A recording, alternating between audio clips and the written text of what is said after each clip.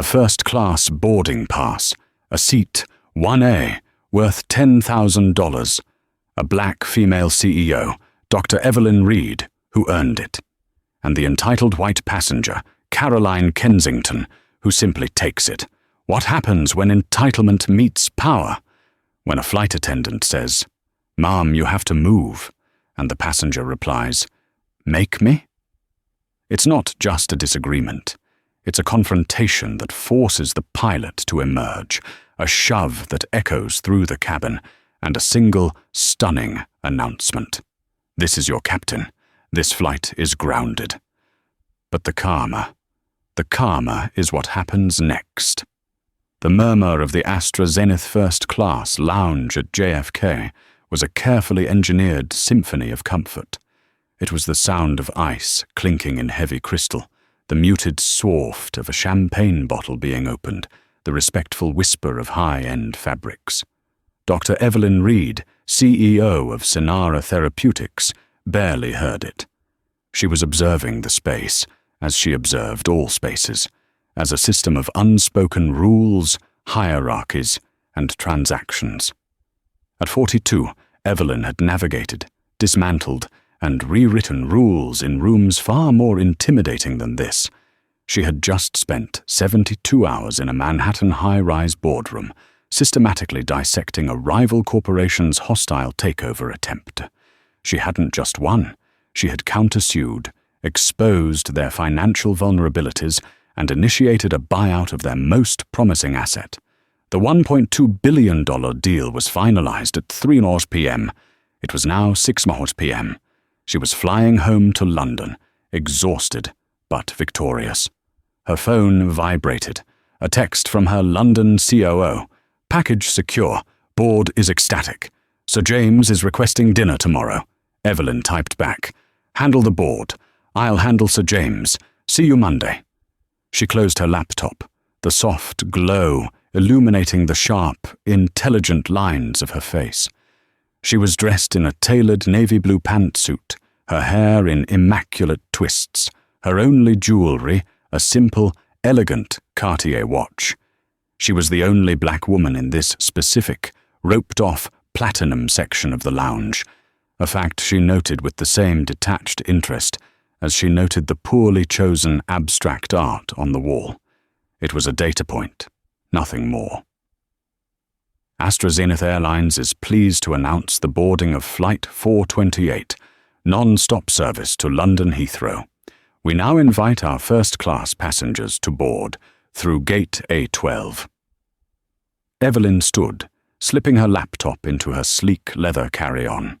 She walked with an unhurried, undeniable authority. At the gate, she navigated the priority lane, the agent scanning her phone with a polite, "A pleasure to have you, Dr. Reed. Seat 1A. Enjoy your flight."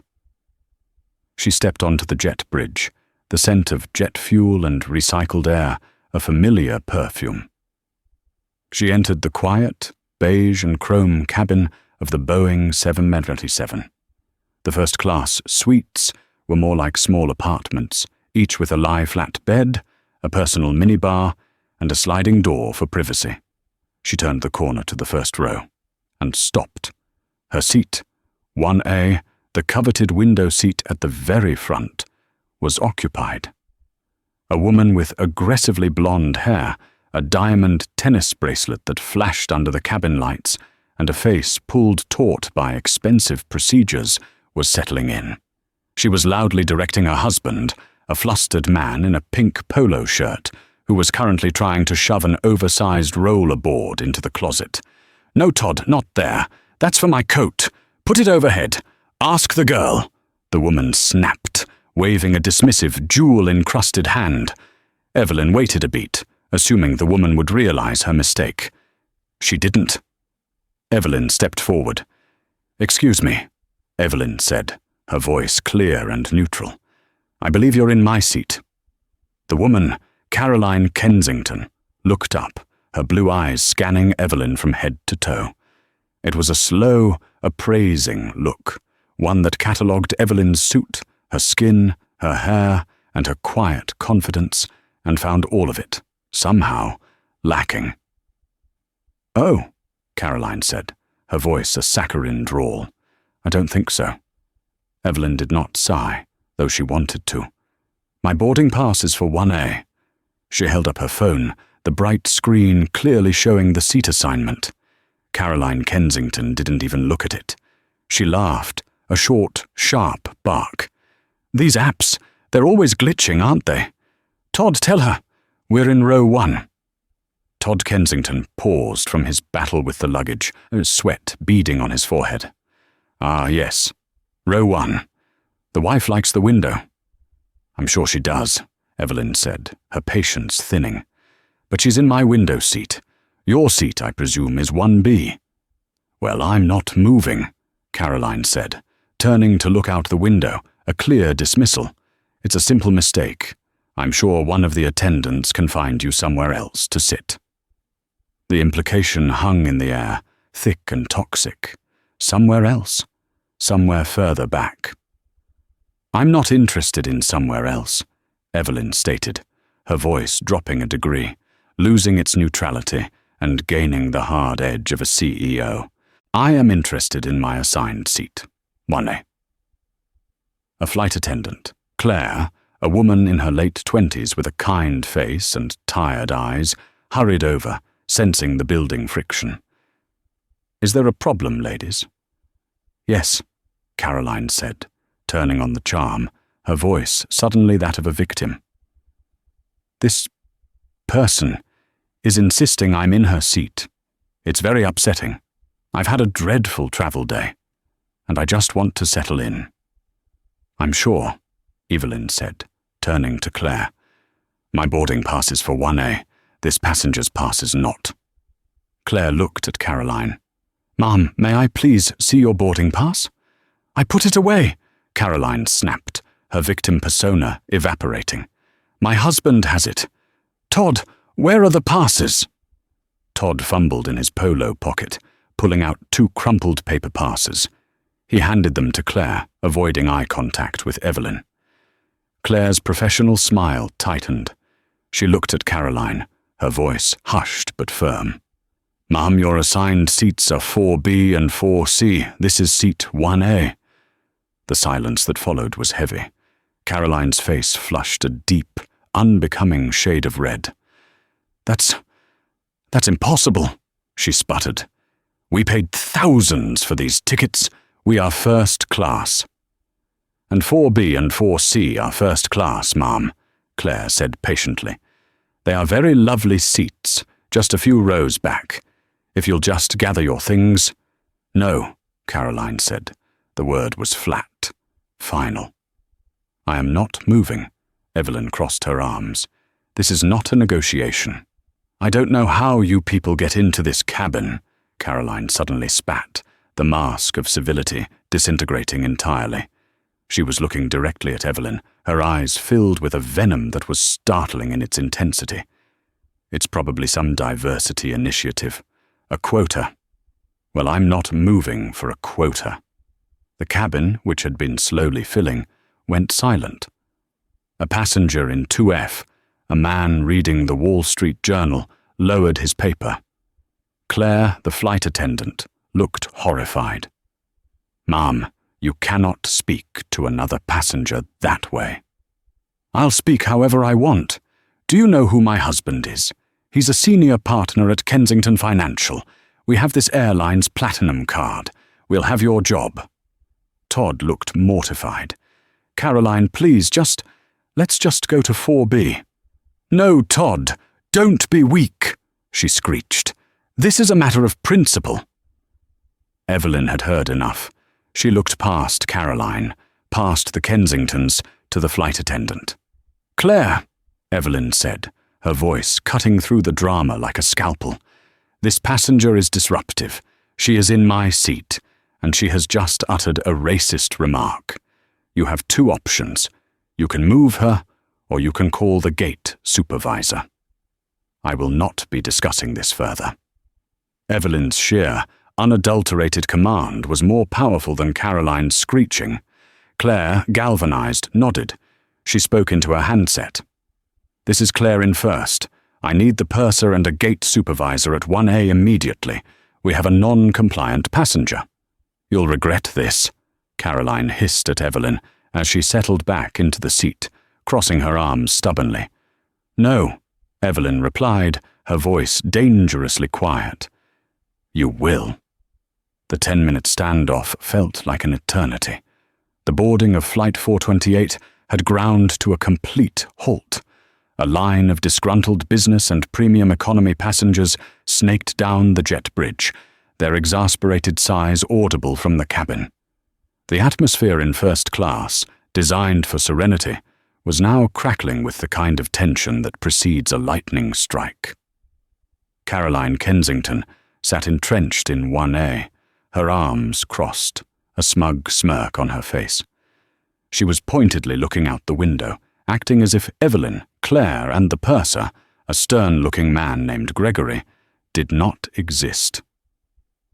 Todd Kensington stood awkwardly in the galley, having been shooed from the aisle, wringing his hands and muttering, "Now really, Caro, I think we should—" "Ma'am," Gregory the purser began, his voice a deep baritone of practiced authority. "You are in violation of airline regulations. You are not in your ticketed seat, and you are refusing crew instruction. If you do not move to 4B now, we will be forced to deplane you." "Deplane me!" Caroline shrieked, finally turning. "You should deplane her. She's the one causing the trouble. I am a paying customer. The customer is always right. The customer in this instance is in the wrong," a new voice said. The voice was deep, calm, and carried absolute, ironclad authority. It came from the cockpit. Captain Michael Holloway emerged. He was tall, with silvering hair and a jawline that looked like it had been carved from granite. He wore his uniform not as clothing, but as armor. He did not look amused. The cabin noise, the whispering, the complaining, it all stopped. "Purser, what is the delay?" Holloway asked, though his eyes were already locked on the scene, assessing it with the rapid precision of a man responsible for 300 souls. "Captain," Gregory said, relieved, "this passenger, Mrs. Kensington, is ticketed for 4B. She is in 1A, the seat belonging to Dr. Reed. Mrs. Kensington has refused all crew instructions to move. She has been verbally abusive to both the crew and to Dr. Reed." Holloway's gaze shifted to Caroline. He did not raise his voice. He didn't need to. "Ma'am, my name is Captain Holloway. This is my aircraft. You are not in your seat. You have two choices. You can move to seat 4B right now, and we can all get to London. Or you can be removed from my aircraft by Port Authority police. The choice is yours, but you will make it in the next 10 seconds. This was a level of authority Caroline Kensington was not prepared for. Her husband's senior partner status was a candle in the face of this particular son. For a moment, she seemed to deflate. Todd rushed forward. "Oh, Captain, thank you, yes, we're so sorry. A terrible mix-up. Caroline, darling, 4B will be lovely. Let's go, let's go." He grabbed her arm, trying to pull her from the seat. And that, for Caroline, was the final humiliation. Being manhandled by her weak husband in front of the quota woman, under the steely gaze of the captain. She snapped. "Get your hands off me!" she yelled. Not at Todd, but at the captain. She stood up, but not to move. She stood up to confront him. "You can't talk to me like that." She jabbed a finger, tipped with a perfect French manicure, at his chest. "You work for me. I pay your salary. You pilots are just glorified bus drivers. You—" And then she did it. To emphasize her point, she shoved Captain Holloway. It wasn't a hard shove. It was a petulant, two-handed push against his chest. But in the post-9/11 world of aviation, on a federally regulated aircraft, she might as well have pulled a weapon. Captain Holloway didn't flinch. He didn't move. He simply looked down at where her hands had touched his uniform, and then back up at her face. The temperature in the cabin dropped 20 degrees. Claire, the flight attendant, gasped and covered her mouth. Todd Kensington's face went white. "Oh God, Caroline." "No." Evelyn Reed, who had been watching this all unfold with a kind of clinical detachment, simply raised one eyebrow. The fool, she thought. The absolute terminal fool. Captain Holloway looked at Caroline, who now seemed to realize the gravity of her mistake, her hands frozen in the air. He turned his head, just slightly, to the purser. "Gregory," he said, his voice terrifyingly calm. "Secure the cabin. We are not going to London." He turned to Evelyn. "Dr. Reed, my sincerest apologies. You seem to be the only sane person here." Then he turned to the trembling Claire. "Claire, call the Port Authority. Inform them we have a disruptive passenger for removal. Battery on a flight crew member." Finally, he faced the cabin and picked up the intercom phone. His voice boomed through the entire aircraft, from first class to the last row of economy. "Ladies and gentlemen, this is your captain, speaking from the flight deck. Due to a security incident in the first-class cabin involving a disruptive passenger who has assaulted a member of the flight crew, we are returning to the gate. This flight is now grounded. Port Authority police are en route. We will update you when we have more information." The captain's announcement detonated in the cabin. A collective rolling groan emanated from the 300 passengers who had no idea what was happening, only that their transatlantic journey was now in jeopardy. In first class, there was only a stunned, horrified silence. Caroline Kensington's face had collapsed. The smugness, the entitlement, the rage. It all evaporated, replaced by a dawning, childlike terror. "No," she whispered. "No, I didn't. It was just a push. I didn't mean it." "Shut up, Caroline. Just shut up," Todd hissed, his panic making him cruel. He turned to the captain, his hands clasped as if in prayer. "Sir Captain, please. My wife. She's not well. She's nervous about flying. A misunderstanding. We'll take the other seats. We'll sit in the back. We'll apologize. Right, Caro? Apologize to the man." But Captain Holloway had already turned his back. He was a man of procedure, and the procedure had been irrevocably triggered.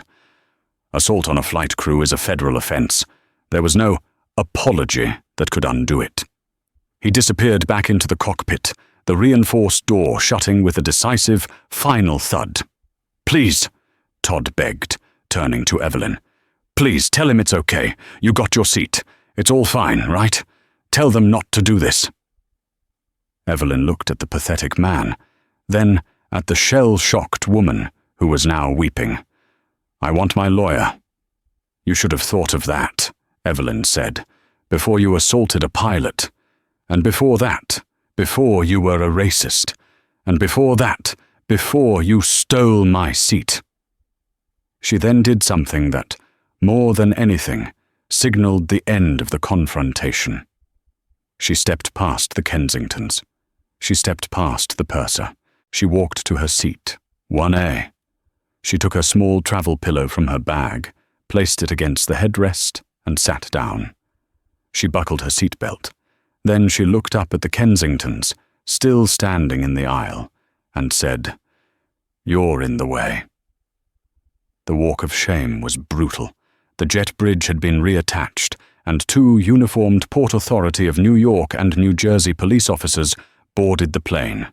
They were large men, and they radiated a zero-tolerance attitude. "Captain Holloway?" one asked. Gregory the purser pointed. "The passengers in question are Mr. and Mrs. Kensington." "Ma'am, sir?" the officer said, his voice polite but unyielding. "You need to come with us. Please retrieve your hand luggage, and we'll be on our way." "This is an outrage!" Caroline suddenly shrieked, her terror finding its old outlet in indignation. "I am the victim here. I was assaulted. She assaulted me." Caroline pointed a shaking finger at Evelyn, who was now calmly reading The Economist on her phone. The officer didn't even look at Evelyn. "Ma'am, we can do this the easy way, or you can be physically removed, which will add another charge. Your choice." Todd, seeing his entire life flashing before his eyes, made the choice. We're going. He fumbled with the overhead bin, pulling down his wife's coat and his own rollerboard. "I am not a criminal," Caroline sobbed, as the officers gently but firmly took her by the elbows. As they were escorted off the plane, they had to walk past the entire first and business class cabins. Every eye was on them. Phones were out, recording. The man in 2F, with the Wall Street Journal, had his iPhone held high, capturing the entire humiliating exit. The Kensingtons disappeared down the jet bridge, their protests echoing back until the gate agent closed the door behind them. The cabin was silent for a long moment. Then, a small spattering of applause started in the business section, which was picked up by a few in first. Claire, the flight attendant, looked shaken but relieved. She walked over to Evelyn. "Dr. Reed, on behalf of AstraZeneca, I am profoundly sorry. Can I get you a pre-departure drink? Champagne? Anything you want?" "A bottle of water would be lovely, Claire. Thank you. You handled that well," Evelyn said. "Not as well as you did, ma'am," Claire murmured, and hurried off. The passengers began to buzz, settling back in, assuming the drama was over and they'd be on their way. But Evelyn Reed, a woman who understood complex systems, knew that when you pull one critical thread, the entire tapestry can unravel. The Kensingtons were a thread, and the tapestry of Flight 428 was about to come apart. 15 minutes passed, then 30. The cabin doors remained open. Finally, the intercom crackled again. It was Captain Holloway, and the calm, authoritative tone was gone. It had been replaced by one of genuine professional regret. "Ladies and gentlemen, this is your captain. I have some unfortunate news." Following the removal of the disruptive passengers, Captain Holloway's voice continued over the PA. "We were forced to report the incident and file the necessary paperwork. That delay, unfortunately, means we have missed our designated takeoff slot in the JFK departure queue. That alone would have added an hour to our delay." A frustrated sigh rippled through the plane. "However," the captain continued, and the word hung heavy in the air, "the situation is more complex. The incident and the subsequent reporting have kept the flight crew, myself, my co-pilot, and the entire cabin team on duty past our federally mandated limit. Due to FAA regulations, which are non-negotiable and exist for your safety, we are now timed out. We are legally unable to operate this flight to London." The cabin erupted. This time it wasn't a groan. It was a collective roar of, "No! And you've got to be kidding me." "I understand your frustration," the captain said, his voice heavy. "Believe me, we are as frustrated as you are. We want to get you to London. But our hands are tied. As of this moment, AstraZeneca Flight 428 is cancelled." The chaos was instantaneous. Phones were immediately out. People were yelling at the flight attendants, who were just as shocked as the passengers. "Cancelled? What does that mean? I have a connecting flight in London. I have a wedding tomorrow. I have a board meeting. All passengers," the captain's voice cut through the din, "will need to deplane. Please take all your belongings with you. AstraZeneca agents in the terminal will assist you with rebooking on the next available flight, as well as with hotel and meal vouchers. We are deeply sorry for this. This is one of the most unprofessional incidents I have ever witnessed in my 30-year career. Again, our sincerest apologies. Please deplane in an orderly fashion." Evelyn Reed closed her eyes. She did not yell. She did not complain. She simply processed. Cancelled. This was a significant problem. Her dinner with Sir James Alistair was not a social call. Sir James was the key investor in the European launch of Cynara's new Alzheimer's drug, a drug that was her life's work. The $1.2 billion deal she'd just closed was contingent on his continued backing. While other passengers were pushing into the aisle, frantic and angry, Evelyn was already on her laptop, the in-flight Wi-Fi, which she'd connected to before the door closed, still weakly active. She wasn't searching for another AstraZeneca flight. She was on the website of NetJets. She sent a text to her COO. AZ428 cancelled. Ground incident. Book me a private charter from Teterboro. Now. Price is irrelevant. I need to be in London by 9 a.m. GMT. She calmly gathered her things, put her laptop back in her bag, and stood. She was one of the last to deplane. As she walked off, Claire and Gregory were standing by the door, their faces pale, apologizing to each passenger.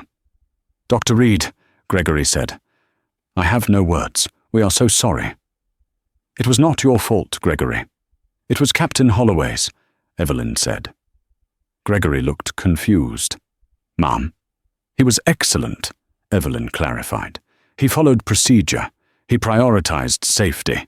Do not let the airline blame him for this." She handed him her business card. "If you or Captain Holloway need a witness for your reports, or for the Kensington's federal case, you call my office. They will find me." Gregory looked at the card. "Dr. Evelyn Reed, CEO, Cynara Therapeutics." He looked up at her with new understanding. "Thank you, Doctor. Thank you." Evelyn walked up the jet bridge and back into the chaos of the terminal. Gate A12 was now a madhouse. Hundreds of passengers from Flight 428 were swarming the gate agents, who were completely overwhelmed. The line for rebooking was already 100 people deep. Evelyn didn't even look at it. She walked, with purpose, past the screaming crowds, past the cancelled sign on the departure board, and headed for the exit. Her phone buzzed. "Kuo, car is en route to JFK. We'll take you to Teterboro. Gulfstream G650 is being fueled.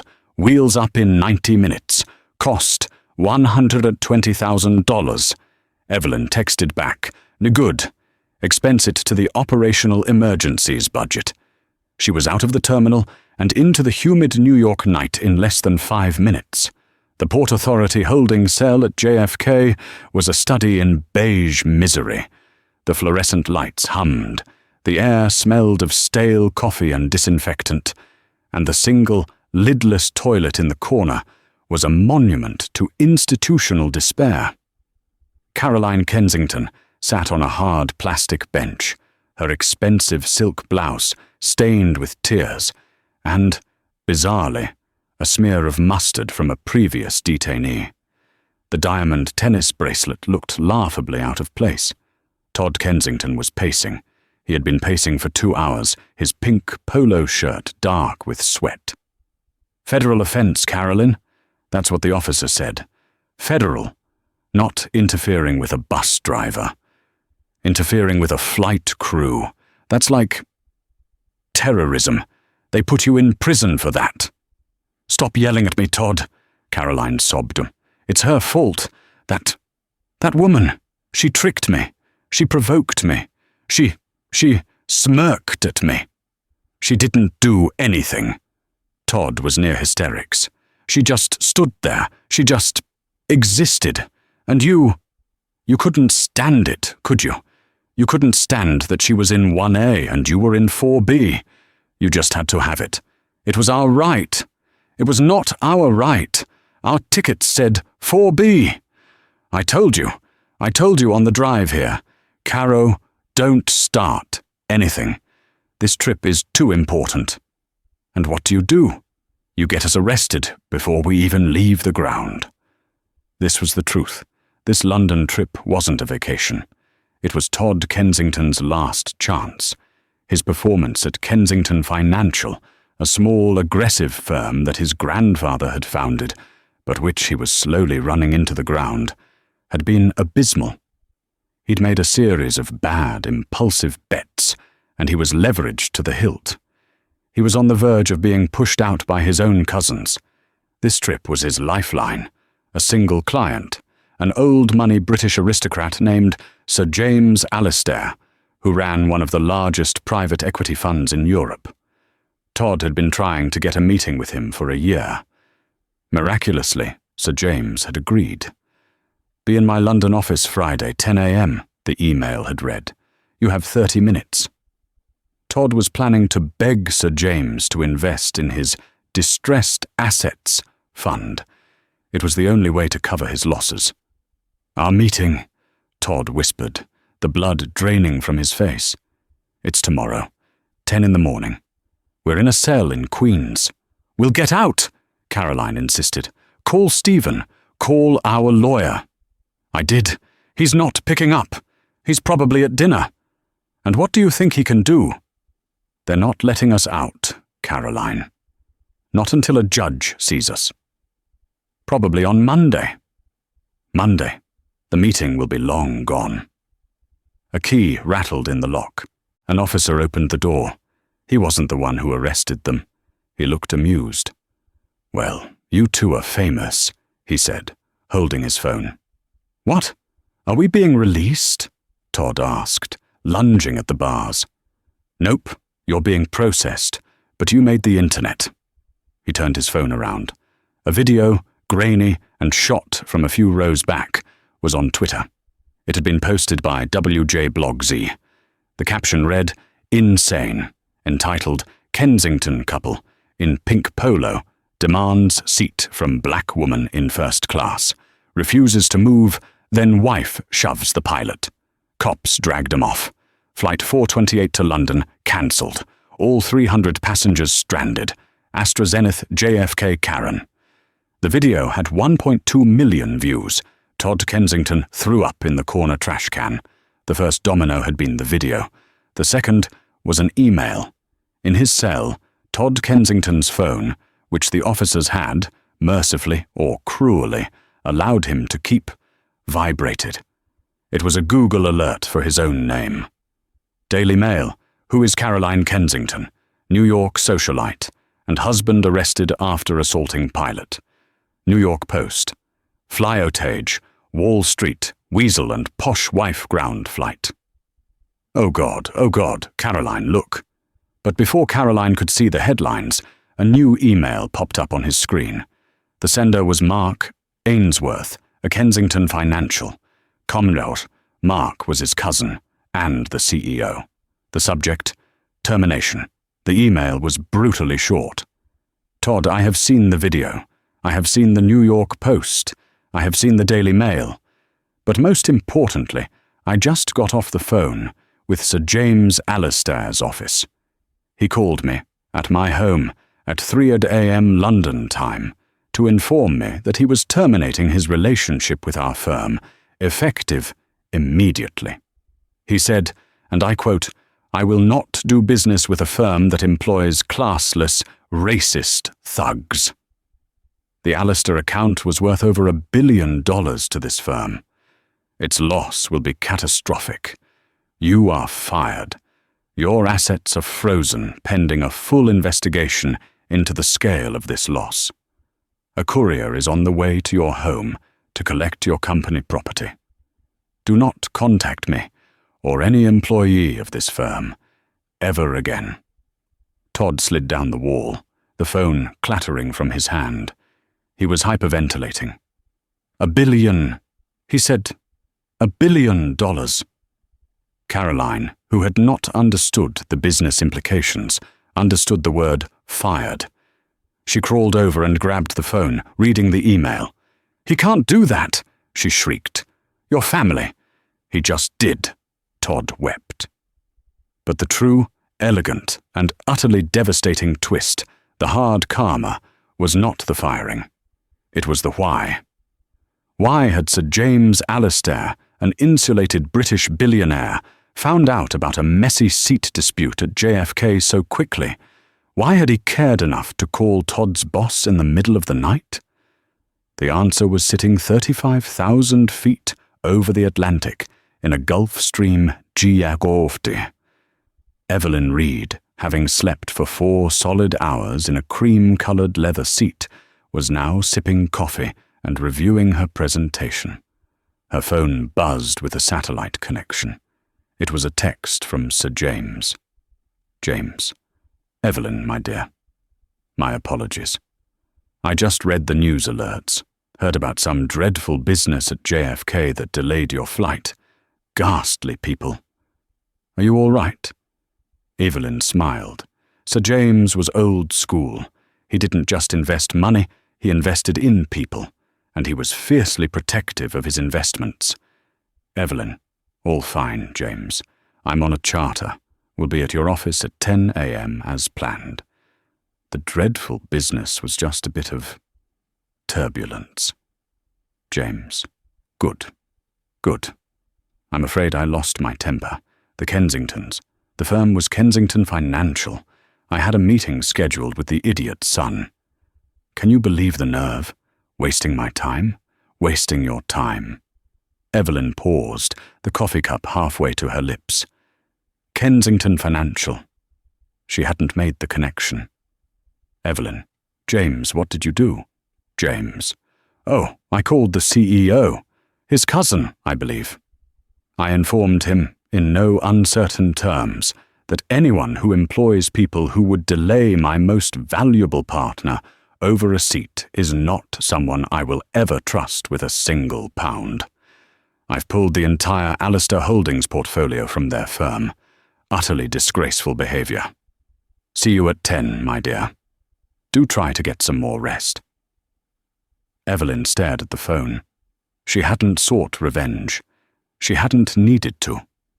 The Kensingtons, in their blind entitlement, hadn't just stolen a seat from a random black woman. They had stolen a seat from the CEO of Sinara Therapeutics. They had delayed the single most important partner of the one man, Todd Kensington, was flying to London to beg for a lifeline.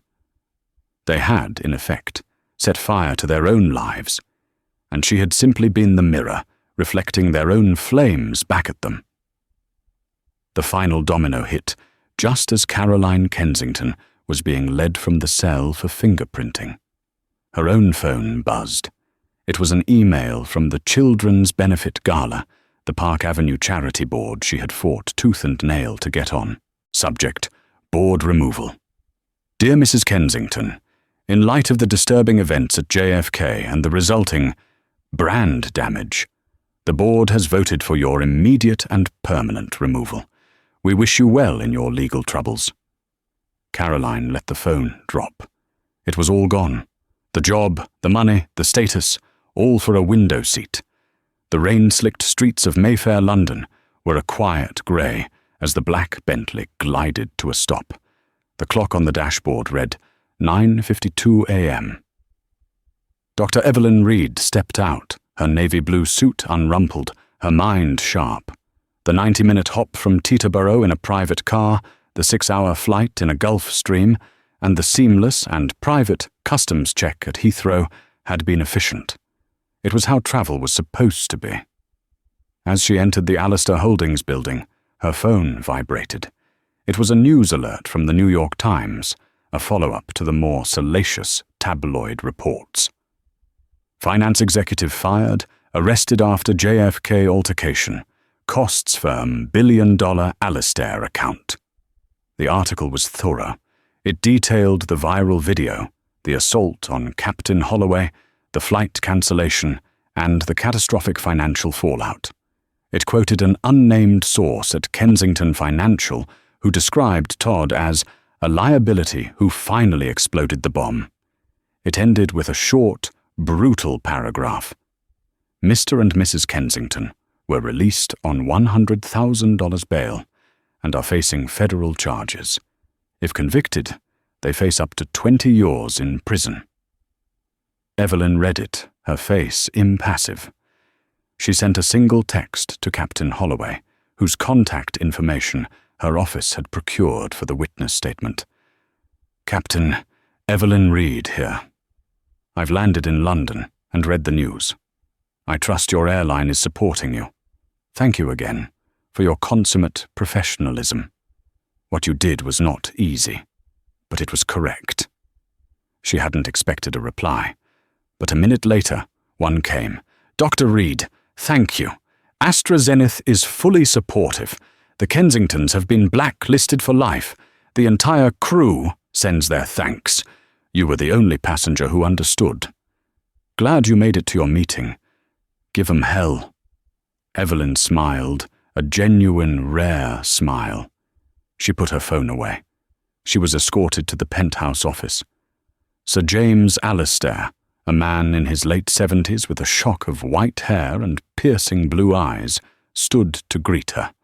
He did not offer a handshake, but a warm hug. "Evelyn, my dear," he said, pulling back.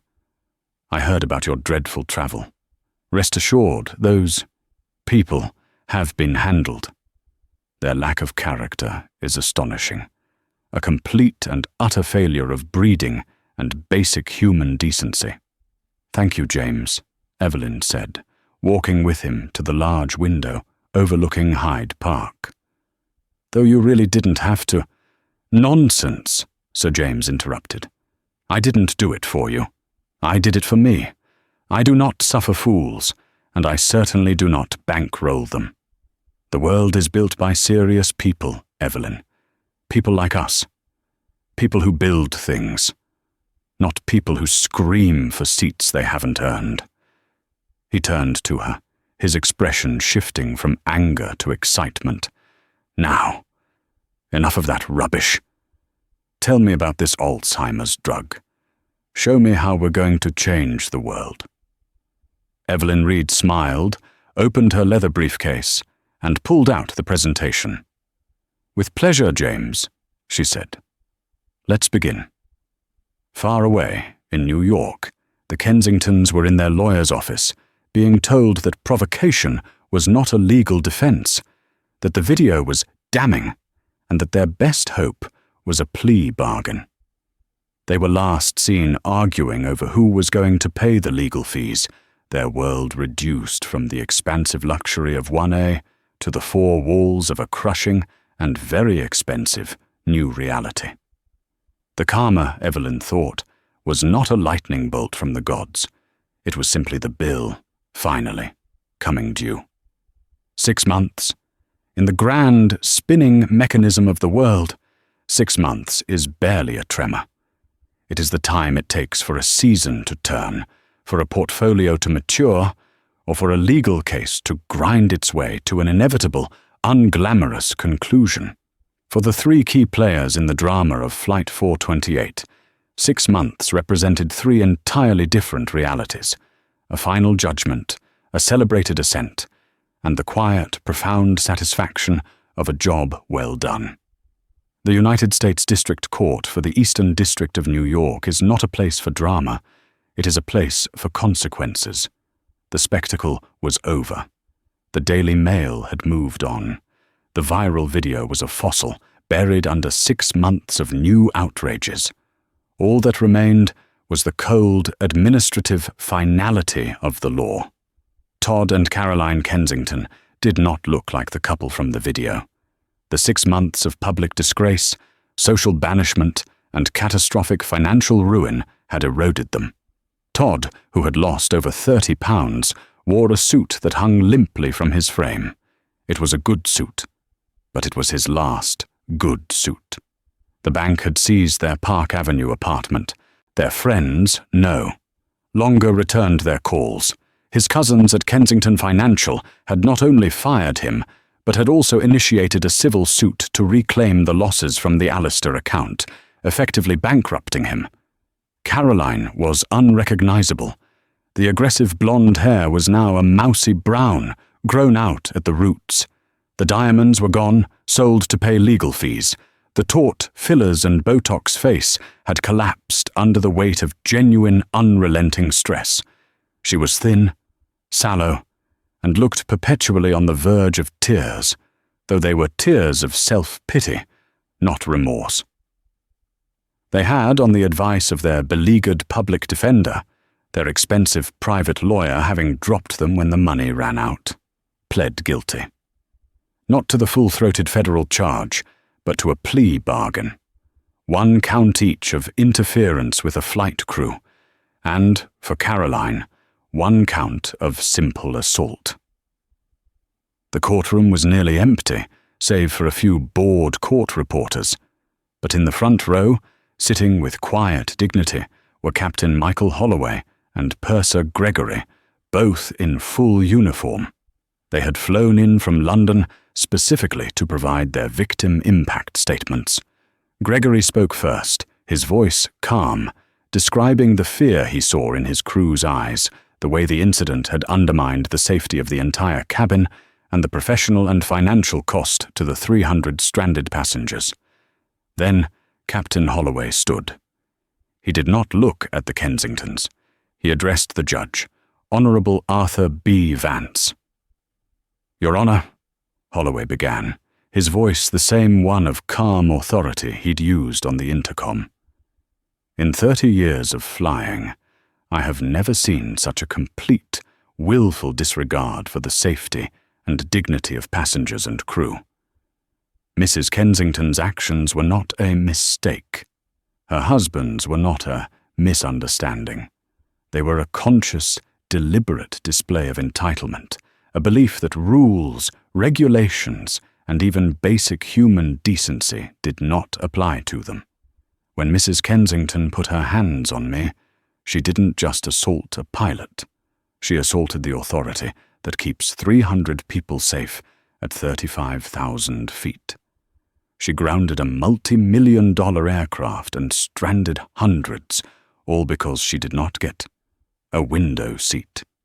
He paused, and for the first time, his gaze flickered to Caroline. The crew, the passengers, and Dr. Reed, the woman they targeted, showed restraint. The Kensingtons showed none. They believe their wealth and status put them above the law. Today, I ask the court to respectfully and firmly prove them wrong. The silence that followed was absolute. Judge Vance, a man who had seen everything, peered down over his glasses at the couple. "Mr. and Mrs. Kensington, I have read your pre-sentencing reports. I have read the letters from well, there are no letters for you. I have only seen the civil suits against you. It is a pathetic state of affairs." He took off his glasses. "We live in a world that is, for better or worse, a complex set of rules. We wait in line. We respect the seat on our ticket. We obey the instructions of the crew, the police, the pilots. These rules are what separate us from chaos. You, Mrs. Kensington, with your shove. You invited chaos onto that plane. You, Mr. Kensington, by failing to control your wife, and by all accounts enabling her tantrum, are complicit. You came here today expecting probation," the judge said, his voice hardening. "You expected a fine, which you likely can't pay anyway. You expected your privilege, faded as it is, to once again cushion your fall. But in this courtroom, you are not a socialite or a financier. You are defendants. For the charge of interference with a flight crew, I sentence you, Todd Kensington, to 18 months in a federal minimum security prison. I sentence you, Caroline Kensington, to 24 months. Caroline let out a high-pitched wail. Todd just slumped, his eyes vacant. Furthermore, the judge continued, his voice rising over the sound, you are to pay restitution to AstraZeneca Airlines for the full cost of the cancelled flight in the amount of $212,000. You are also, both of you, permanently, for the rest of your natural lives, on the no-fly list. You will never set foot on a commercial aircraft in this country again. No! Caroline shrieked as the marshals moved in. No, it was her fault. The black woman, she smirked. Judge Vance just banged his gavel. Order! The defendants are remanded into custody, immediately. As they were led out, Captain Holloway and Gregory stood. They buttoned their uniform jackets, nodded once to the judge, and walked out into the fresh air, their duty done. While the Kensingtons were being processed in a concrete bunker in Brooklyn, Dr. Evelyn Reed was in a ballroom in Singapore, bathed in the warm, flashing lights of 100 cameras. The Marina Bay Sands ballroom was hosting the Global Innovators Summit. Evelyn, in a stunning, emerald green gown, was at the head table, seated next to Sir James Alistair, who had flown in just for this. She was the night's keynote honoree. 6 months after she had secured the final round of funding from Sir James, Cynara Therapeutics' new drug, Cynara D12, had passed its Phase 3 clinical trials with staggering success. It didn't just slow the progression of Alzheimer's. In a statistically significant number of patients, it reversed cognitive decline. It was the miracle drug the world had been waiting for. Cynara's stock had quadrupled. Evelyn Reed wasn't just a successful CEO anymore. She was, as Forbes had put it on their recent cover, the woman who cured Alzheimer's. Sir James leaned over as the presenter went through Evelyn's long list of accomplishments. "Heard the news from New York," he murmured, sipping his champagne. "Our 2 little troublemakers are going to prison, 18 and 24 months, respectively, and a no-fly list. Rather fitting, don't you think?" Evelyn's expression didn't change. She had, in fact, almost forgotten their names. They were a footnote in a messy travel day. Nothing more. "I suppose justice was served, James. But honestly, I'm more interested in the new trial data from the Tokyo clinic." "Always focused, my dear," he chuckled. "That's why I bank on you. You don't look back. You don't get distracted by the noise." And now, the presenter boomed to accept the 2026 Innovator of the Century Award. Dr. Evelyn Reed. The room, filled with Nobel laureates, tech billionaires and world leaders, rose to its feet in a thunderous standing ovation. Evelyn walked to the podium, a figure of absolute grace and power. She looked out at the sea of faces, the people who actually made the world turn. "Thank you," she began, her voice filling the room. "Thank you.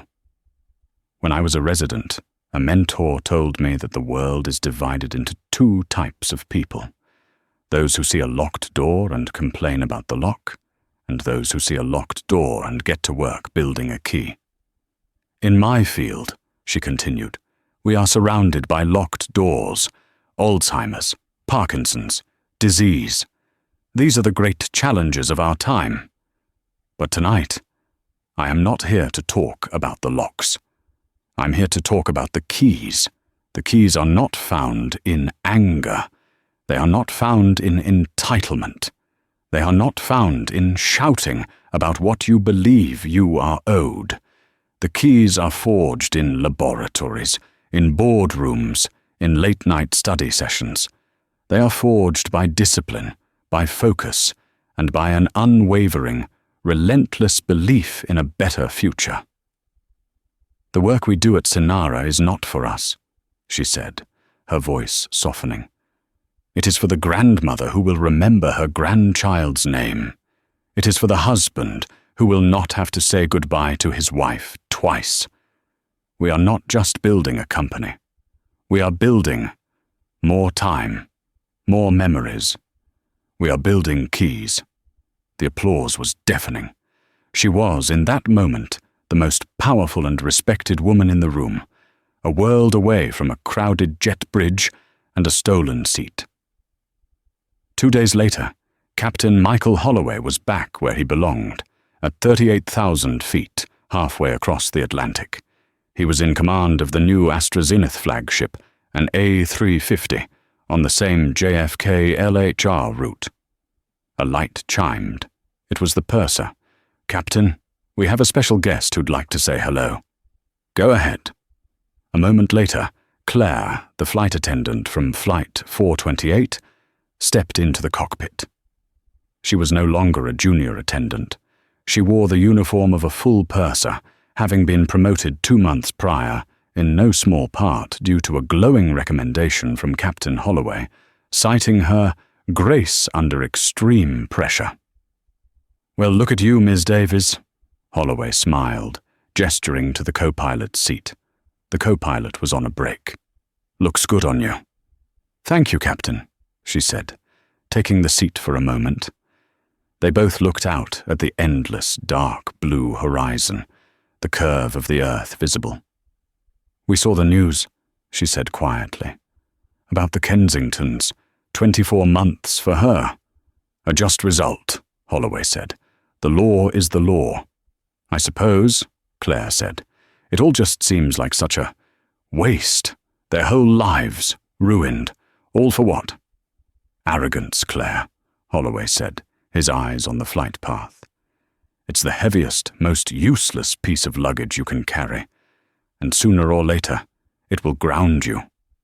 They sat in comfortable silence for a minute. "You know," Claire said, "the new safety video, the one the company filmed last month about consequences for disruptive passengers, they used our incident as the case study." "I saw it," Holloway chuckled. "They made the actor playing me far too handsome." "They made the actor playing her far too polite," Claire said with a small smile. She stood to leave. "Well, I've got a cabin to manage. By the way, we have a VIP in 1A tonight. He's on the manifest." Holloway raised an eyebrow. "Oh? Someone I should know?" "Sir James Alistair, the investor." Holloway's smile widened. "Is that so? Well then, let's make sure his flight is exceptionally uneventful, and see if he likes a good bottle of champagne. On the house. I think he's earned it." Claire smiled. "Right away, Captain." She left the cockpit, and Captain Holloway turned back to his controls. The sun was setting, painting the sky in brilliant hues of orange and purple. The flight was smooth. The cabin was quiet. He was exactly where he was supposed to be, moving forward. And far below, on the ground, two people in separate cells were just beginning to understand the price of being left behind. And that is what hard karma looks like. It wasn't magic. It was a chain reaction. The Kensingtons didn't just lose a fight over a seat. They lost a fight against their own arrogance. They thought Dr. Evelyn Reed was just someone they could push aside, but she was, in fact, the one person on that entire plane they couldn't afford to upset. This story is a powerful reminder that entitlement has an expiration date, and arrogance eventually writes checks that reality will cash. What do you think? Was the karma deserved? What would you have done in that situation? Let me know your thoughts in the comments below. If you love stories about justice, drama, and real-life consequences, hit that like button, share this video with someone who needs to see it, and most importantly, subscribe to this channel. We post new stories every week, and you don't want to miss the next one.